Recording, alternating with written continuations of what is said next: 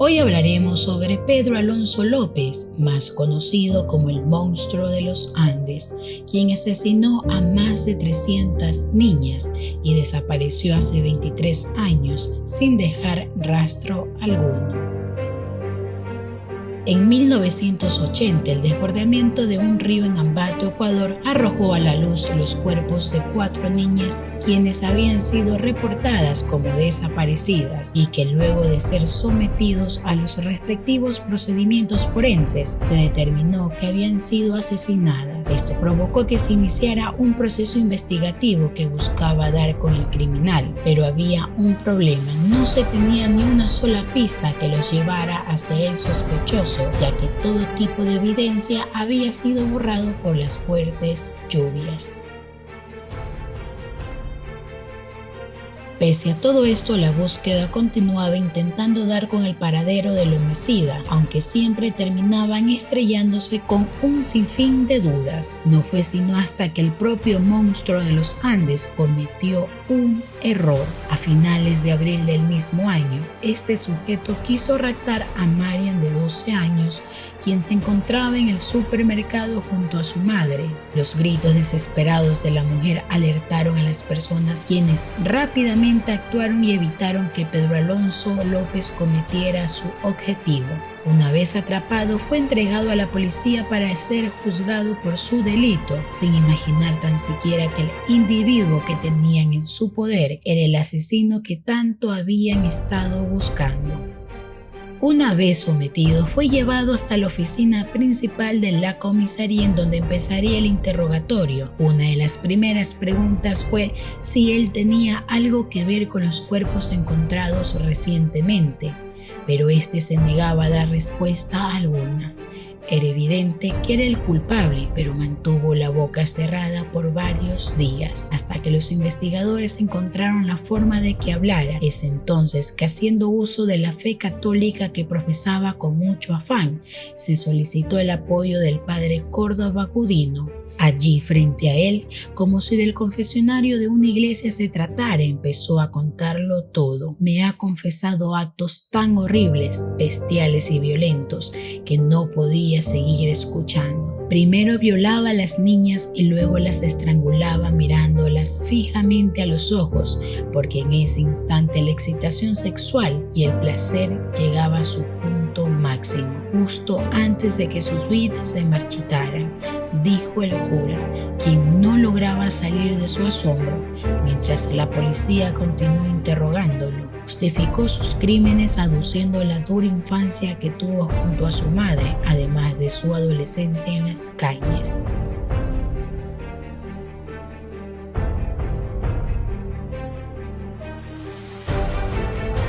Perdí mi inocencia a la edad de 8 años, así que decidí hacer lo mismo a tantas muchachas jóvenes como pudiera. Prefería a las ecuatorianas porque son más dóciles y más confiadas e inocentes. No son como a las muchachas colombianas que sospechan de extraños. En medio de su confesión relató que cuando las niñas estaban muertas, cavaba un hoyo y las iba enterrando en grupos de 3 o de 4 para después ir a visitarlas, y a quienes bautizó como muñequitas. Era usual que conversara con los cadáveres, pero como ellas no se podían mover, se aburría e iba a buscar a nuevas víctimas. Pedro explicó que los asesinatos le causaban placer y la excitación sexual más profunda era justo antes de que sus víctimas murieran. Los policías comenzaron a dudar de su testimonio, pero el monstruo de los Andes, envuelto en medio de su ego, los dirigió hacia los diferentes lugares para desenterrar a las víctimas, encontrando así un total de 74 cadáveres de niñas de entre 8 y 12 años con signos de haber sido violentadas, aunque el psicópata confesó que era un total de 110 víctimas solo en Ecuador.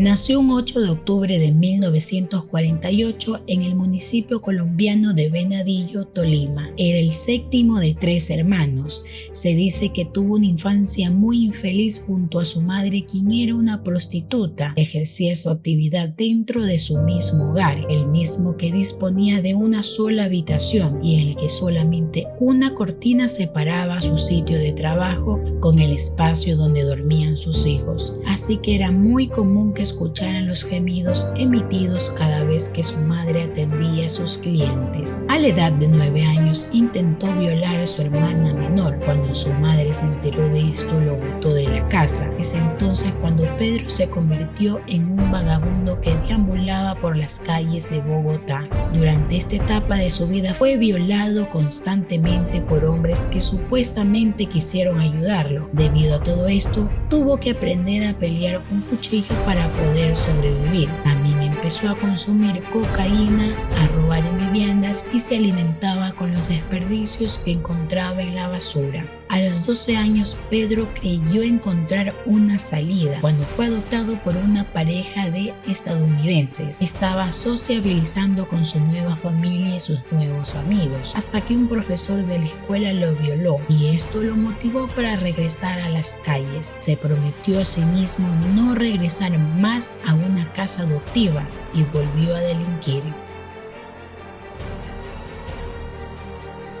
A sus 21 años fue condenado a 7 años de prisión por el delito de robo.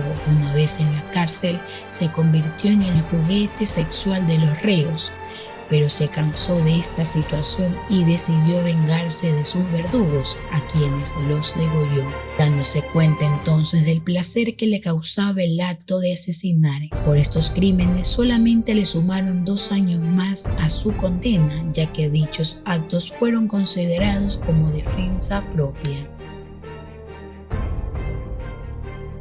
En 1978, luego de cumplir su condena, salió libre. Pedro viajó hacia una tribu indígena de la región de Ayacucho al sur de Perú, en donde empezó a seleccionar a sus víctimas. Siempre elegía a las niñas con los ojos más inocentes. Esto le causaba mayor placer. Les ofrecía regalos para que lo acompañaran hacia el campo, en donde, alejado de cualquier espía, comenzaba su ritual.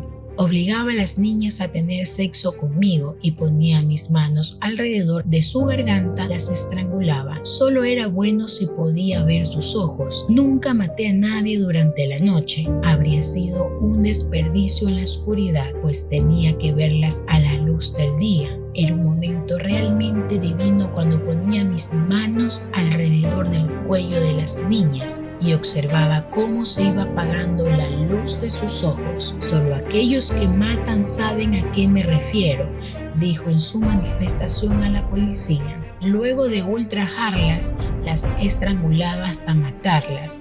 Practicaba necrofilia con sus cuerpos ya sin vida y luego los escondía o simplemente los enterraba para no ser descubierto. En su visión cuenta que no secuestraba niñas blancas porque sus padres vigilaban demasiado, por eso se dirigía a las menores andinas.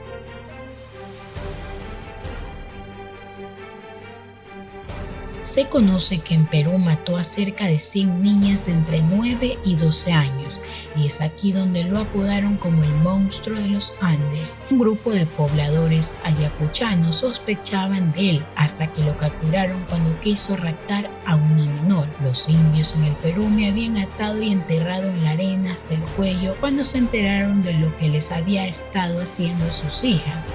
Me habían cubierto de miel y me iban a dejar para ser devorado por las hormigas, pero una señora misionera americana vino en su jeep y les prometió que me entregaría a la policía. Alonso había visto nuevamente la muerte de cerca como tantas otras veces en las calles bogotanas, pero nuevamente se libró.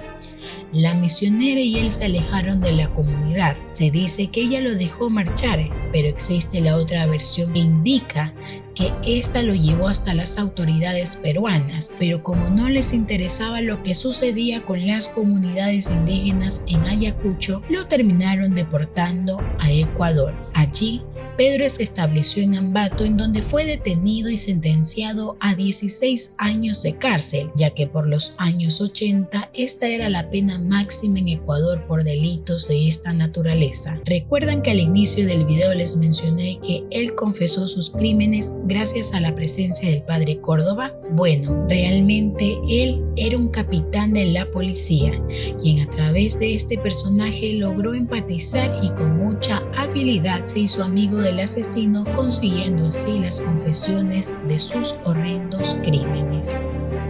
Pedro estuvo preso hasta el año 1994, luego lo extraditaron a Colombia para que sea juzgado en ese país, pero el magistrado lo halló demente y por lo tanto inimputable. Fue enviado a un hospital psiquiátrico donde permaneció 4 años. Le impusieron una fianza de $50, la obligación de un tratamiento psiquiátrico y un seguimiento mensual de su caso ante una autoridad judicial.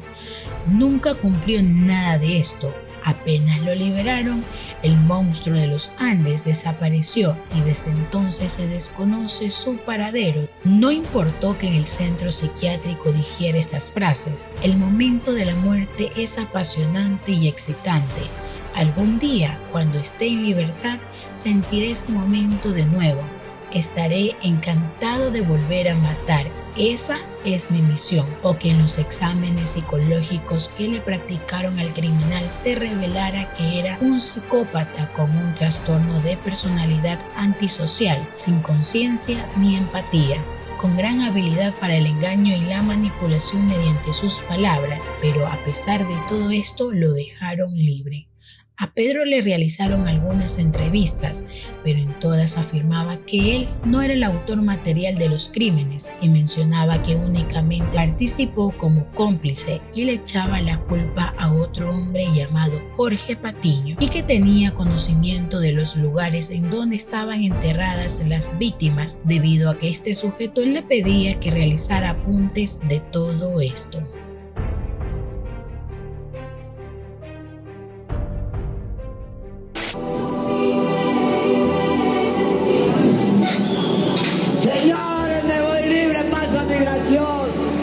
La alegría duró poco tiempo, solo estuvo libre cerca de 1 hora. Por extranjero e indocumentado no pudo irse a su país. El intendente de policía de Pichincha le planteó un nuevo juicio para deportarlo y ordenó su reingreso a la cárcel. Usted es extranjero y si usted no tiene la documentación en regla, yo no puedo ponerle en libertad. ¿A dónde está? Mientras regresaba al CDP, varias madres de familia impugnaban su libertad. Yo, pasando algo en mis hijas, yo mismo le hubiera matado. ¿Usted qué opina? No, eso es un peligro para... Pero ya ha pagado 14 años. Sí, pero y él no ha cambiado en nada. Pedro Alonso López obtiene su libertad tras 14 años de prisión en el ex penal García Moreno. Él fue juzgado por 15 crímenes y violaciones, pero tiene un centenar de acusaciones. Asegura que no es el culpable directo, pero acepta ser cómplice.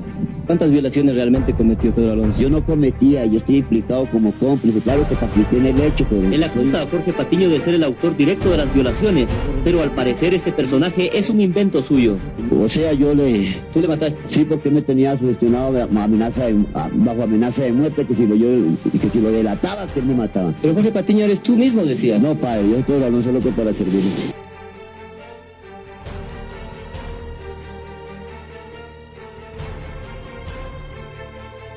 Luego de salir de la prisión, Pedro viajó hasta Tolima para reencontrarse con su madre, la misma que tiempo atrás pidió a las autoridades que no lo dejaran libre, ya que éste quería matarla. Pero cuando se encontró lejos de hacerle daño, le dijo: "Madrecita, arrodíllese que voy a echarle una bendición". No se mostró para nada violento, tampoco la culpó de su infancia y adolescencia, pero sí le exigió dinero, obligándola a vender su cama y una silla que tenía. Luego de esto nunca más lo volvió a ver. Para ella, él sigue vivo pese a que hace 23 años se desconoce de su paradero. Se estima que mató y violó entre Perú, Colombia y Ecuador a algo más de 350 niñas. En 2012, en el municipio colombiano de Tunja se halló a otra menor degollada y en 2022 la Interpol emitió una orden de búsqueda y captura contra Pedro Alonso López por las similitudes existentes con el asesinato de una menor en El Espinal, una de las zonas donde solía captar a las niñas. Los asesinatos continuaron bajo el mismo modus operandi a los que nos tenía trágicamente acostumbrados el monstruo de los Andes. Si te gustó esta historia, no olvides darle like al video, comentar y suscribirte y compartir para que más personas conozcan sobre este hecho.